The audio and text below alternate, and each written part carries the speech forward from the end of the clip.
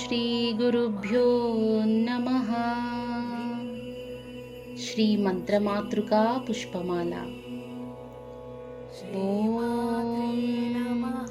कल्लोलोलसितामृताब्धिलहरी मध्ये विराजन्मणिद्वीपे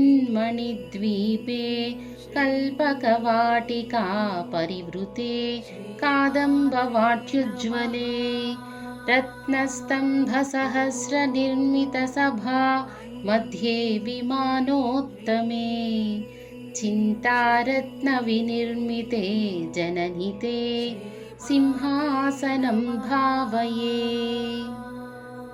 एणाङ्कानलभानुमण्डललसत् श्रीचक्रमध्ये स्थितां बालार्कद्युतिभासुरां करतलैः पाशाङ्कुशौ बिभ्रतीं चापं बाणमपि प्रसन्नवदनां कौसुम्भवर्णां शुकां तां त्वां चन्द्रकलावतं समकुटां चारुस्मितां भावये।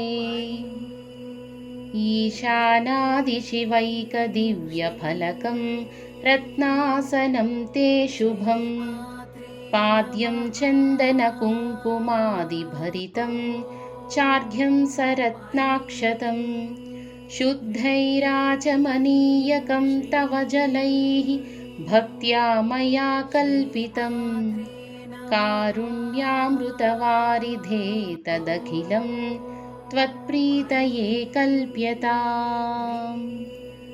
लक्ष्ये योगिजनन्यरक्षितजगज्जाले विशाले क्षणे प्रालेयाम्बुपटीरकुङ्कुमलसत् कर्पूरमिश्रोदकैः गोक्षीरैरपि नारिकेलसलिलैः शुद्धोदकैर्मन्त्रितैः स्नानं देवि धिया मयैतदखिलं सन्तुष्टये कल्प्यताम्। ह्रीङ्काराङ्कितमन्त्रलक्षिततनो हेमाञ्चलात् सञ्चितैः रत्नैरुज्ज्वलमुत्तरीयसहितं कौसुम्भवर्णांशुकं मुक्तासन्ततियज्ञसूत्रममलं सौवर्णतन्तूद्भवं दत्तं देवि धिया मयैतदखिलं सन्तुष्टये कल्प्यताम्।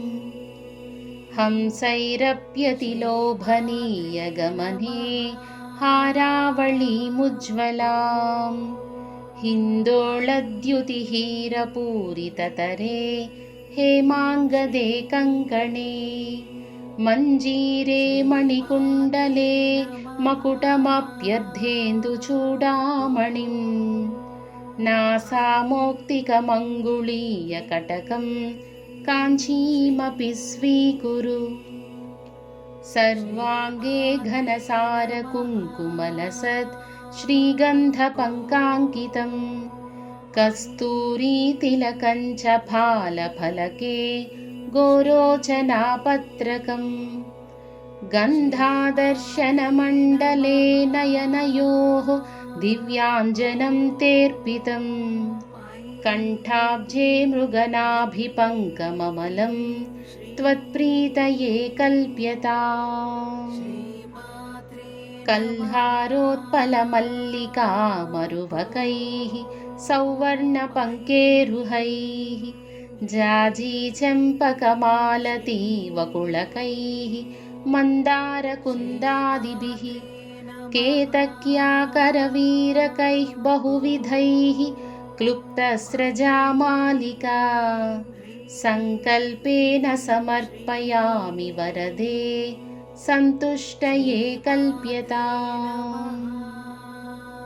हन्तारं मदनस्य नन्दयसि हैरङ्गैरसङ्गोज्ज्वलैः ये भृङ्गावळिनीलकुन्तलभरैः बध्नासि तस्याशयं तानीमानि तवाम्बकोमलतराण्यामोद लीलागृहाण्यामोदाय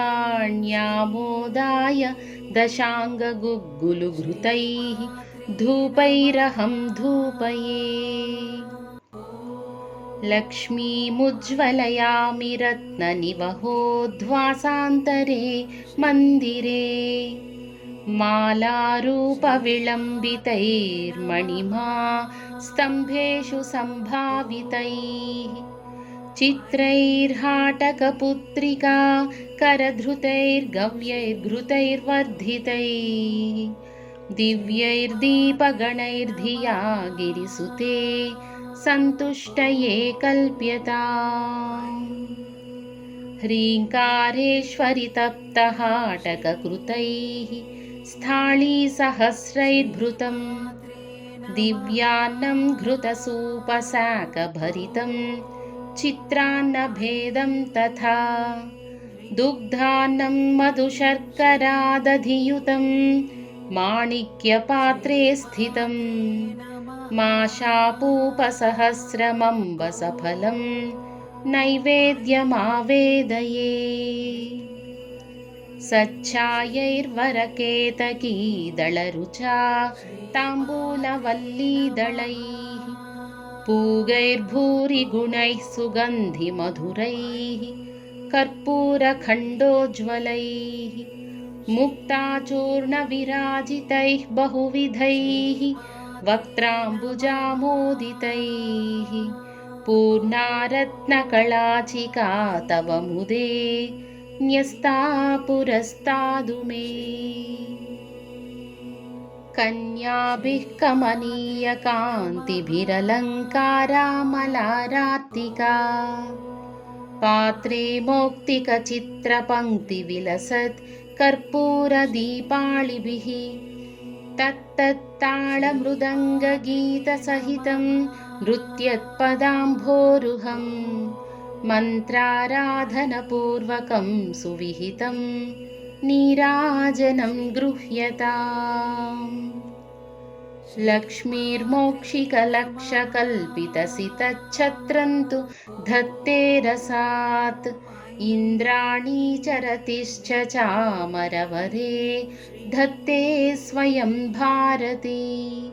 वीणामेणविलोचना सुमनसां नृत्यन्ति तद्रागवः। भावैराङ्गिकसात्विकैः स्फुटरसं मातस्त्वदाकर्ण्यताम्।